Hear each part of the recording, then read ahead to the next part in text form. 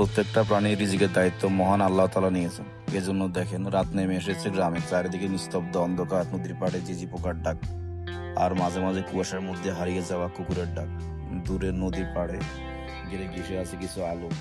সেখান থেকে দেখেন আমি বাজার থেকে যাইতেছি, দেখলাম যে পথে একজনের জমির মধ্যে লাইট জ্বলতেছে। পরে দেখি যে একজন দাদা আমাদের এলাকার, উনি মাছ ধরতেছেন। আসলে এই পেশাটা কষ্টের না, তবুও কিন্তু মানুষ ভালোবাসার জন্য যায়। এই বয়সে কষ্টের হয়ে গেল, বাবা ছেলে ভাই বোন একসাথে জাল মারার জন্য নদীতে যায়, জমিনে জাল মারতে যায়, পুকুরে যায়, প্রতীক্ষা করে আর ভাগ্যের উপর নির্ভর করা। কখনো মাছ ধরা পড়ে প্রচুর, কখনো নাই। এখানে বেশি মাছ পড়ে না, কিছু চিংড়ি মাছ পড়ছে, তাই নিয়ে মহা খুশি। কথা বলছেন আপনার আসলে সুন্দর লাগে এসব বিষয়গুলো দেখতে। এমন রাতের দৃশ্যগুলো হারিয়ে না যায়, এই ঐতিহ্য বেঁচে থাকুক আমাদের ভিডিওর মাধ্যমে। যারা পছন্দ করছেন ভিডিওটি শেয়ার করেন। যারা মাছ ধরেন তাদের প্রতি সম্মান জানায়, আর এই বয়সে যারা মাছ ধরতেছেন তাদের প্রতি অসংখ্য অসংখ্য সম্মান, যেটা বলার বাইরে।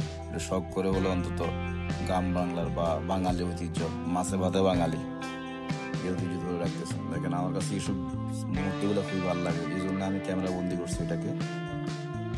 আপনার আসলে খুব সুন্দর। এটা কোনো শহরের গল্প না, এটা আসলে অভাবী ফ্যামিলির কোনো গল্প না। এটা শখের বশত উনি মাছ ধরতে বাইরেছেন। আমাদের মেঘনা নদীর জোয়ারে পানি পুরো এলাকাতে ছড়িয়ে যায়, আমাদের বাঁধ হয় না এই জন্য।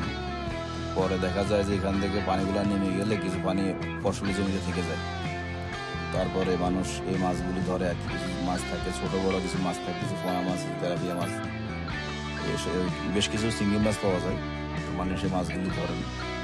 এটা আল্লাহ শুকরিয়া, আল্লাহ নিজের হাতে রিজিক সবার জন্য ভাগ করে দিয়েছেন। দেখেন মাছগুলো এখানে আসতে হবে, আর উনি এখান থেকে মাছ ধরবে, এটাই আল্লাহর রিজিক, এটাই নিয়ামত। শুকরিয়া জ্ঞাপন করতেছি মহান রব্বুল আলামিনের, যিনি তৈরি করেছেন এই পৃথিবী। আমাদের ভিডিও যদি আপনাদের ভালো লাগে কাইন্ডলি একটু শেয়ার করেন, সাবস্ক্রাইব করেন। যদি আমার পেজে দেখেন একটু ফলো দিন। ভালো থাকবেন সবাই। আসসালামু আলাইকুম ওয়া রাহমাতুল্লাহি ওয়া বারাকাতুহু।